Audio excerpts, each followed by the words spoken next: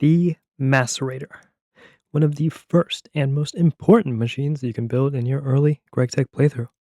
The Macerator is the first step into your revolutionary and ethical ore processing ventures. It allows the breaking down of ores into two or more of their crushed variants, effectively doubling the output. While you can smelt the crushed ores into tang ingots, making it slightly more efficient, you can also further macerate them into their impure dust variant, which can either be further processed or smelted directly into ingots. While the macerating time takes a long time, passively putting all mined ores into this machine can greatly increase the amount of materials you get per mine.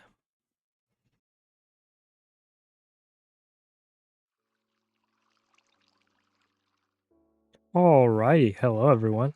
Today is going to be a pretty short and sweet episode. Mostly because when I was trying to record this the first time, I was having issues. It was crashing a lot, basically. That was the main problem. But I turned it off and on again at least 5 times, and now it works. So today we have one goal, one simple goal, and it's to get to the Macerator. The Macerator is a very important machine, I would say. And it's one that you should probably get. Well, it forces you to get it first, but you should get it as fast as possible because it basically doubles all of your ore outputs or when you mine them. So first we need to do the alloy smelter, which requires a bricked bronze hull, which we might as well make multiple of because we'll need a lot of these. They require bricks. I should have some smelted in here. And it requires water. And usually we would have gotten water from our little pond over there, but now we have our water siding tank, and it already has 72 buckets of water in it. So you can just take it from there, so you don't have to have all these, ugly puddles lying around. Just like that. There we go, that should be plenty of bricks. And we also, oh, I didn't mean to do that. We also need a bunch of bronze, which I don't know if I do have enough for two of the holes. I need another hammer. I'm gonna make a bronze hammer this time. Let's see if I can find my sticks. There we go. Is the bronze hammer better than the iron one? I'm not sure. Okay, so it seems that the iron one is better, so let's not waste our bronze. And we have just enough iron.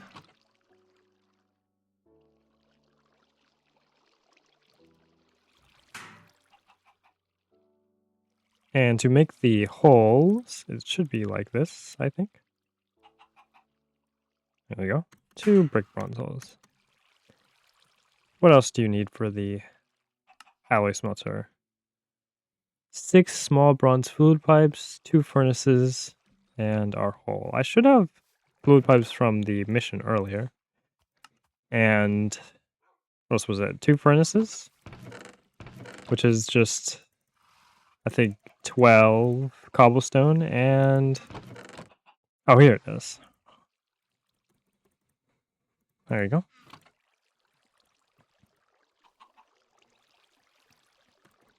There's our 2 furnaces, furnace, fluid pipe, and our hole. There's our alloy smelter. We should be able to... How do I want to do this? We'll just put it right here for now. And we need more fluid pipes, which is just more bronze. Hammer it again.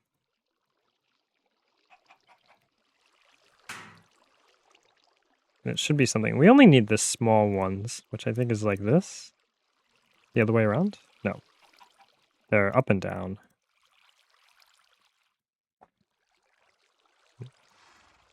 Just like that. Okay. We got it. So something you like... Where should I be? Where should this go? I think we can put it back here. Maybe. Or the... if we move it like that, there we go. So just place it like that. You should be good. Okay. I don't know if the back of these needs to be uncovered, like the rest of the machines. I know these need to be uncovered. So actually, we might want to do it like this instead. Get rid of this trophy. Put it right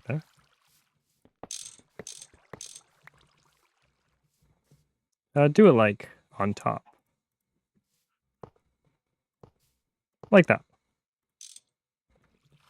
So we'll throw some charcoal in our little boiler here. Make sure it has water in it before you put anything in.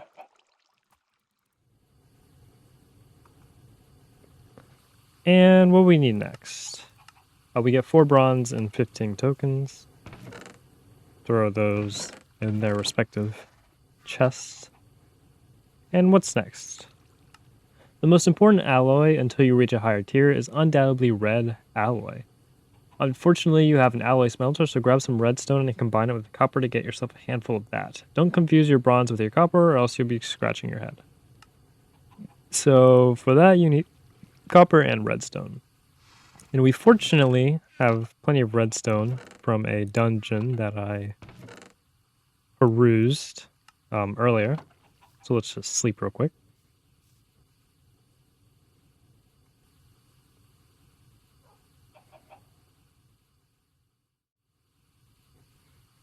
Alright. For 14 red alloys, each alloy takes, I believe, 4 redstone. So 14 would be 56. And 14 copper.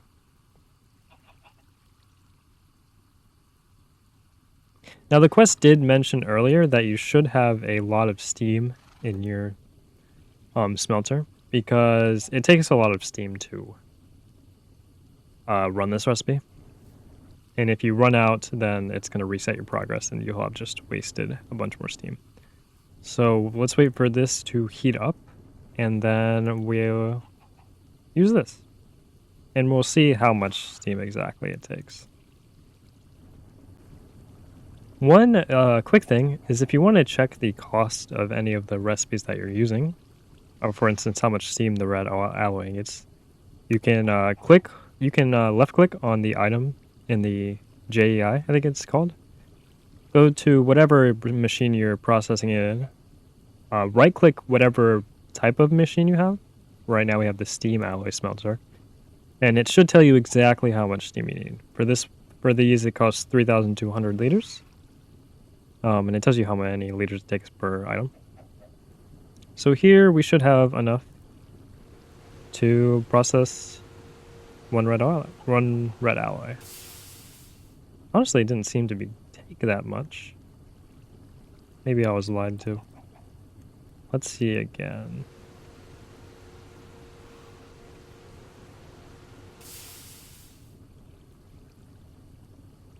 How much does the machine say it uses?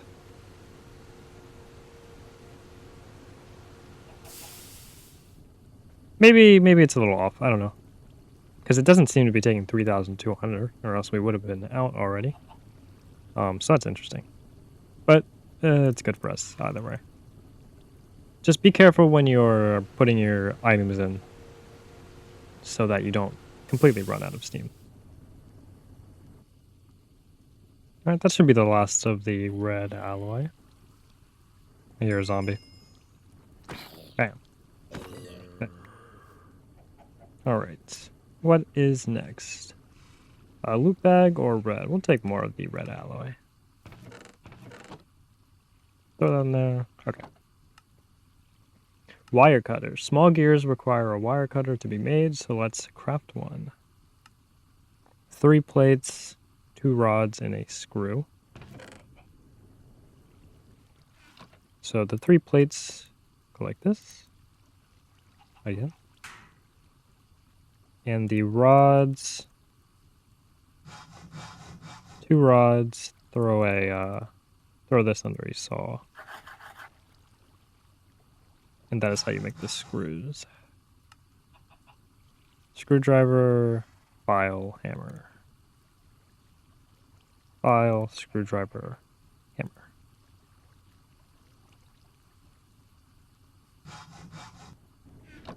And you get 4 screws. I'll take the loop bag. The loop bag's better here. Throw that in there. The pistons. In order to get more machines, you'll need pistons, but not those amateur's ones. You'll need special ones, and I shall guide you in the making of them. I was going to mention this. Infernals can drop them, though you won't get credit for the quest that way. So you do have to make the piston yourself. But if you defeat enough enemies, I think it's the ones that make you fly into the air, you'll get pistons like this. Just from killing them. So, piston. 3 carpenter's blocks. Which require... Oh, you can make these with iron screws. Wood frame box. So I need 32 sticks, it seems. And I have 3. I'll need a little bit more. That should be all the sticks we need. Carpenter's box, wood frame. Like this? Where's our screwdriver? Right here. Alright, and... Wait, I didn't need 8, I only needed 6. Throw this in here. 2 iron screws. Alright, we have our screws, carpenter's blocks, with a screwdriver in the middle. There. There we go. What I would recommend is just don't bother making these usually, except for this quest in particular. Because getting them from, like, Infernals, as it says, is just a much more simpler process than making them, which is most things in this game. Hammer, I always misplace the hammer. And 2 rods, 1, 2, 3, 4. Like this. Is it the hammer or the wire cutter? Hammer? Okay. Red alloy plate is easy. Other way. What else? 2 cobblestone and a fence. There we go. And 2 cobblestone. I believe it was something like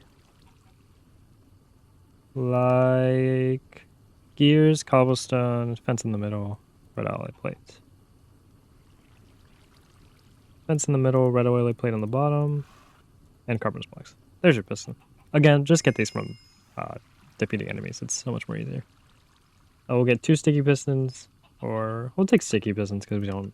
These also drop from Infernals, but I didn't get any of them, so... Alright, and finally, what we've been waiting for today. The Steam Macerator. Finally, you are able to make a device that will replace your mortar. However, the no durability feature of this device comes with a cost. You need 2 diamonds for the grinding heads. The Macerator will double your ore output, but put ores through it instead of smelting directly. One thing about the diamonds, you can get them by just, finding a... Where are my diamonds? You can get them from finding a diamond vein by putting, I believe it is coal, in your ore finder wand. And you'll find diamond veins that way. I don't remember where my ore finder wand is. I think it's in here. Yeah, just put coal in here and it'll find you. It will find you diamonds that way. One thing that I did is I got mine through a dungeon. I believe it was over here. You can get a lot of good stuff from dungeons. I would go through most of them because they're just very useful, and they can give you a lot of stuff. All right, the Steam Macerator. 2 pistons, more small bronze fluid pipes. Do I have enough bronze for this? I do not. Just throw... We'll do this much. Remember, it's 3 copper for every 4 tin. We should have enough steam. Alright, that should be plenty of bronze. So we need 6 plates, I believe. Never, for the early game at least, I would say never make more than what you actually need, because they're always gonna, when you're in the early game at least, there's always gonna be like a better option on how to make things. For example, these you can make in like a press, and it'll make the recipe 3 to 2 instead of 2 to 1. So I would say always make only as much as you need. That's my recommendation. Later on, I would make way more than what you think you'll need, but that's only until you find the most efficient way of making stuff. So we need small bronze flute pipes, which is like this. I don't remember if it's top or bottom. Where's my wrench? Wrench on top, hammer on bottom. There we go. That should be our macerator. No, not our macerator. Oh, this only requires a bronze hole, it seems. Okay, that is my mistake. My crafting table is blocked.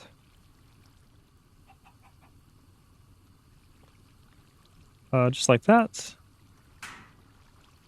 Put in one nice circle. All right, that should be the macerator now.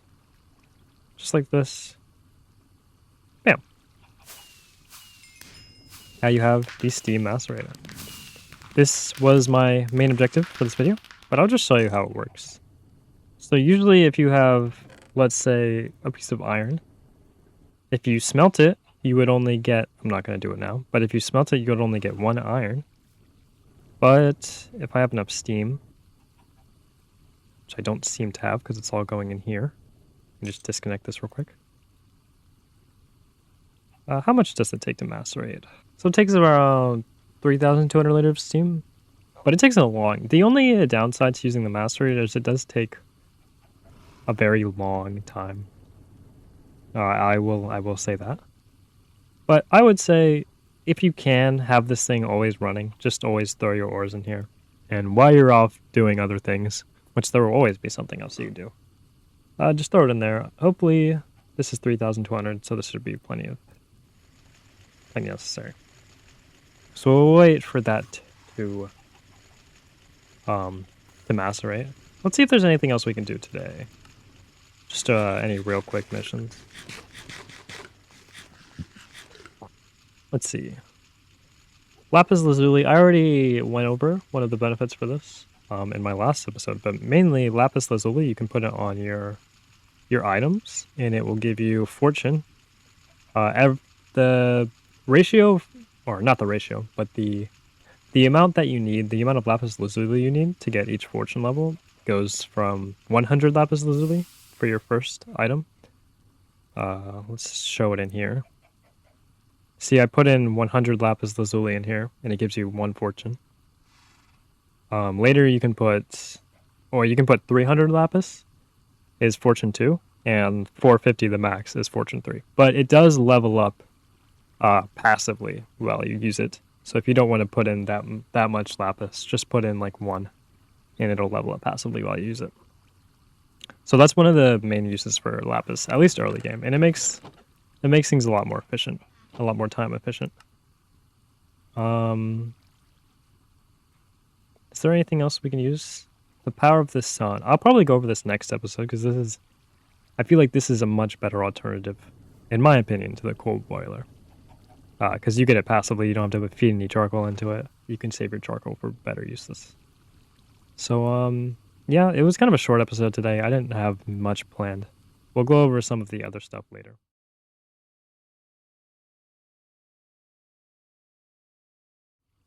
The crushed, when it finishes, you get 2 crushed iron ore. And I believe with this, I think you can smelt it directly into, okay, don't smelt it, or you can. You can smelt it directly into iron nuggets, which technically gives you more. If you don't want to go through the process of compressing them back into ingots, I would just use the hard hammer in the crafting recipe. Because macerating them again might be a little inefficient. You can macerate these again, but it takes the same amount of time, and gives you just another 1-to-1. So you have durability on your hard hammer left. Just crush them in a crafting table, and you can smelt these directly. Later, you can centrifuge them to get a little bit more out of it, but that won't be for a while. So yeah, just crush them into their dust version and put it directly into a smeltery like this.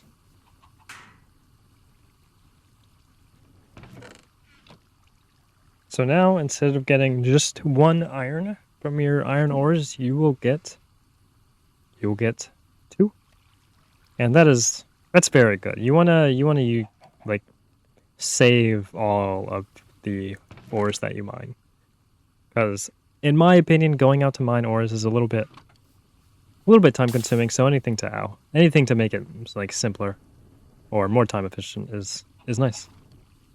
All right, well, I think that's it for today. We'll take a look at the rest of these later on in another time. Sorry for if this episode is a little too short, but I just wanted to show off the Macerator today. And I hope you guys have a good rest of your day. Appreciate your time. And I will see you in the next episode. Bye. Hello, everybody. It is the time lapse again. And I just want to say thank you guys for watching this video. I tried something new with the intro that I made. I don't know if that's like too much editing or what, but I've noticed that people watch my videos for a max total of like 50 seconds and then they click off. So maybe if I have some like kind of hook or something, maybe people would want to watch farther into the video. So that's what I'm going to be doing in seeing if this results in a higher watch time than, 50 seconds. One thing I wanted to talk about was I found it funny that my episode 2.5, doing nothing while solving no complex problems, got the most amount of views. I mean, it got the same amount of views as the first episode, but the first episode I made everyone I know watch. But I'm surprised. Like, it's not like people would know what's going to be in that video, and the watch time is also lower. But something about that video, it's been out only 2 days longer than my third episode, and it has 15 more views. So I gotta go back into that episode and see what changed, because that's pretty interesting. Anyway, I hope you guys have a good rest of your night, evening, or morning, whichever one it may be. I don't judge. If you like the video, please, like, subscribe even, share it with your friends. I need as many views as I can get. Because I truly believe that if people watch my whole videos, they might see that I'm hidden gem, and they'll watch more of them. And that's about it. Hope you guys enjoy the rest of your time here. Have a good one.